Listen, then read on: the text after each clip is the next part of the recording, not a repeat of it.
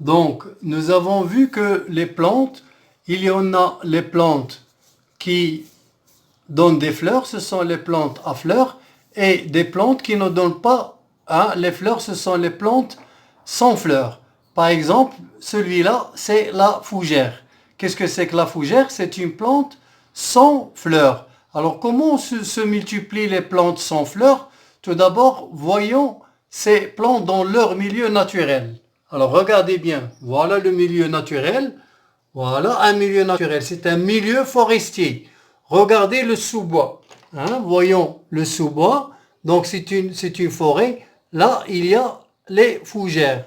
Alors, ce sont des fougères. Alors, comment se multiplient les fougères? Alors, on va voir tout d'abord ce document. Alors, une fois la fougère devient adulte, les feuilles, les feuilles, comme vous voyez ici, avec la face inférieure, il va former des sporanges. Alors, qu'est-ce que c'est que des sporanges? Ce sont, voilà, vous le voyez, voilà ici par exemple, vous les voyez, ils sont des caisses qui portent des spores. Chaque caisse porte des milliers de spores. Qu'est-ce que c'est qu'un spore? Alors, le spore, c'est une cellule reproductrice non sexuée. Elle est capable de donner un nouvel organisme sans fécondation. Alors, voyons par exemple ici les spores.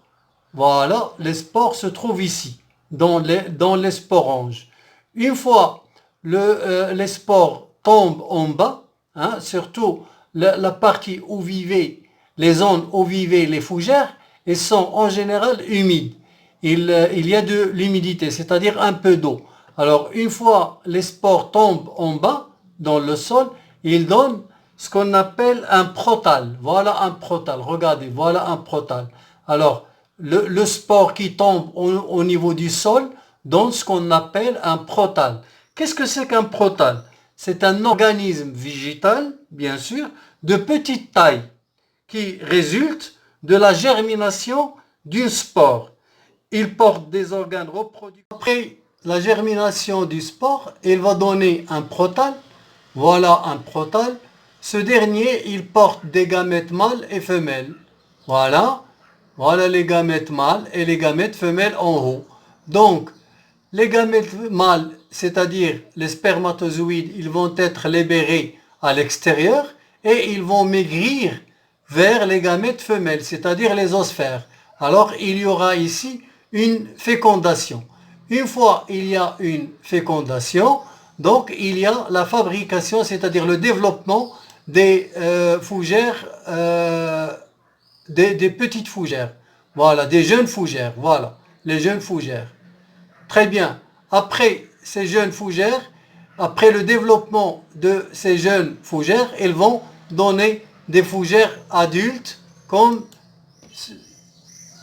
celle-ci. Voilà, regardez. Voilà, ce sont des fougères adultes.